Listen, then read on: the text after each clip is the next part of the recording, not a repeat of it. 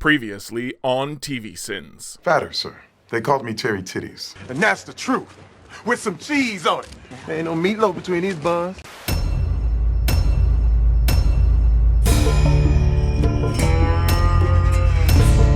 There are certain moments when I have this horrible reminder of the scene in Willy Wonka, and that scarring boat ride is sinnable every goddamn time I recall it. I get that it would take a little more info than the show is giving you to set up your own meth lab, but I do feel like subliminally inserting the exact chemical contents into our brain every week with these opening credits is a tad irresponsible. Why do they have to highlight and capitalize the last N in Dean when they have a perfectly good capital N in Norris to use? Why do you play with my brain like this, show? Why?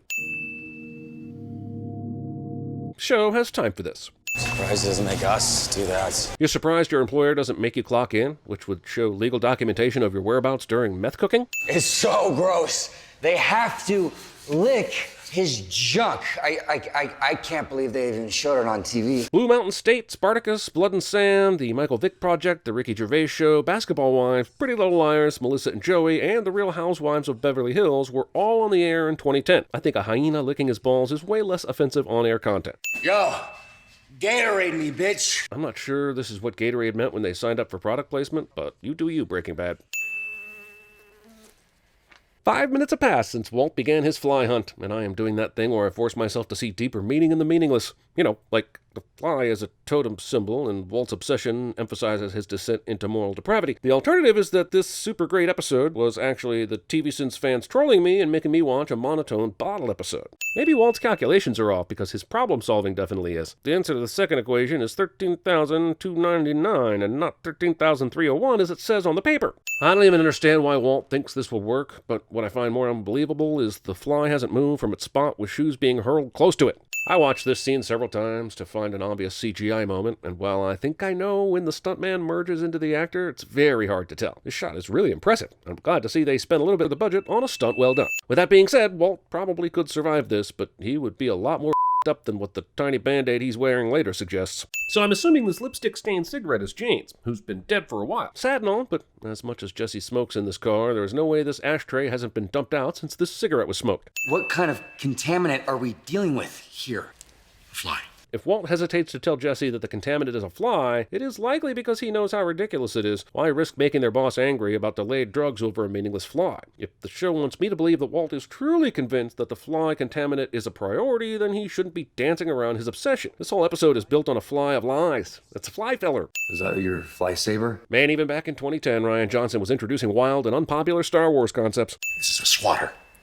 It happens to work quite well, thank you. Does it? Because the fly is not dead. We make poison for people who don't care.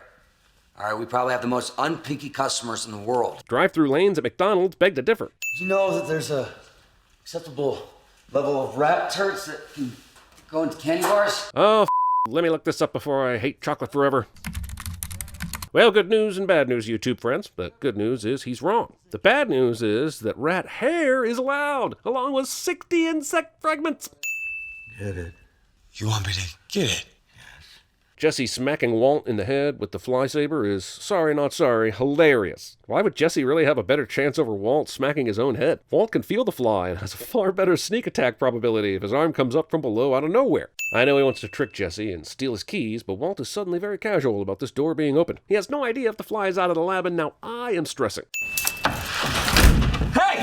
If you're not gonna help me, stay out of my way! But what about the rags at the base of the door for positive air pressure? Walt, come back! Your demand for thoroughness and leaving no room for error is slipping away, just like my interest in finishing this episode. For a man worried about contamination, I would think setting the full coffee cup on the lid of your drug tank would be a major no-no. I sit down, and this man, this stranger, he engages me in conversation. He's a complete stranger. Harlan Coben's Breaking Bad. That was the moment. That night, I should never have left home. You know what should happen in the final 15 minutes of a show about nothing that is suffering from a momentum death trap? Drug the lead with sleeping pills and give him a speech that lasts for 10 goddamn minutes. And where was this ladder earlier when Walt was going for his shoot? I'm sorry. Sorry for what? Being a lunatic? This show wants you to think that Walt is about to confess his part in Jane's death, but he isn't. He opts to use his final coherent communication to direct Jesse off the ladder and back to the cook. This entire episode is false tension, hollow recollections, and regret. Holy it's like having sex with my college girlfriend. I couldn't chance saying it inside.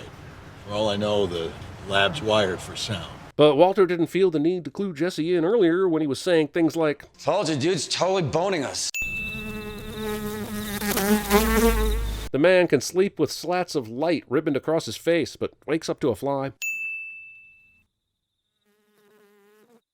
So another fly comes in, showing you that even if you kill one fly, there's always another one right around the corner that would contaminate you. So what is the fly? Is it Walt's growing insanity? Is it a representation of how we become obsessed with small things and ignore the big picture? Is it maybe symbolic of Jeff Goldblum? All of those are good answers, but all in all, this episode has made me realize that I don't give a flying about these kind of metaphors. Feed me! Flies on its way. Watch out for it. It's far beyond anything your mind could ever conceive. We should have equipment maintainer guys and water boys. Needle dick! Needle dick! Needle dick! As you wish. What the hell is that? It's a dingle hopper. Hey, Mr. Miyagi, look. You beginner luck.